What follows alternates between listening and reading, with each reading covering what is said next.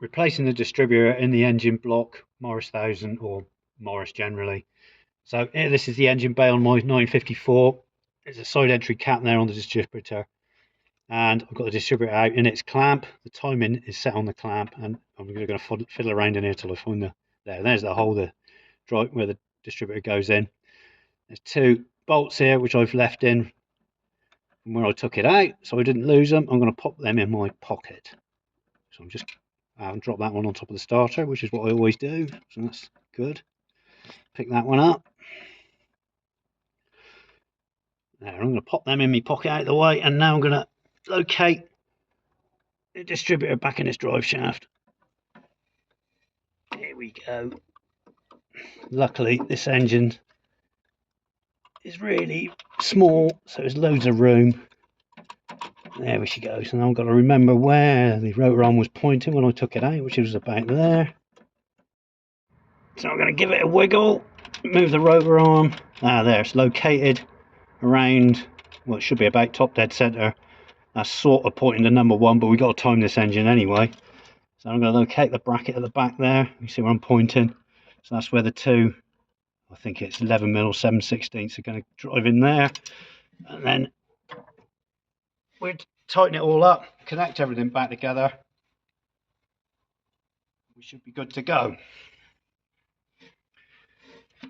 So this top bolt's I find quite easy. The bottom bolt I always drop onto the starter motor. So let's do this top bolt first. What he says. Top bolt's quite easy. Well, that's kiss of death. People are watching. There we go. Got there in the end. I'm going to finger tight on the top one. There's a bit of movement so I can locate the bottom one. There we go, finger tight. A little bit of movement, that's good. Right, let's find the other bolt. This one I always struggle with. There he is, right down there, just above the starter motor. Get my hand underneath. Oops. Now I've located that bottom bolt eventually, and I'm just doing that up finger tight. Do the top one finger tight. There we go. Just there. Right, and I'm going to finish them off with a spanner. You probably want to use, when you're doing this, a telescopic magnetic tool for when you drop that bottom bolt, which I do every time, and I did 3 times on this one. And it gets stuck just between the gap between the starter and the engine block, and that's great for pulling the bolt out. So I'm going to finish off with I think this is a 7/16, isn't it? It is. Yeah, it's a 7/16 spanner, or 11mm if you haven't got one of those. That'll do.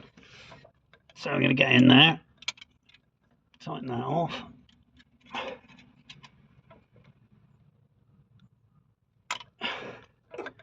And my best bolt friend down the bottom here, tighten that off. As you can see, there's loads of room in there, it's great. There, right, and the next job is put the dizzy cap back on. Get that top, well, I always get that one in the way. There you go, get out of the way, you. Let's locate the side entry cap on there. Make sure I've got that right. Come on, John, what are you doing? I will get there eventually. Am I making this look difficult? Or is that not going on?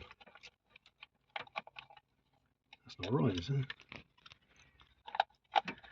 Yeah, hang on. Oh yeah, there it is. Yeah, sorry. What I was thinking there. Bottom clip on first, always. Top clip on. Located right. Top clip on last. Check it. That's good. Right, now I'm going to reconnect the vacuum hose. Wherever that's flopped off to. Where's me? There it is. Where are you? There you are. Right down into there. I need tidying up. There we go. That's connected to the vacuum advance. Reconnect the LT lead. Where are you? He's flopping around down here somewhere. There's the LT lead.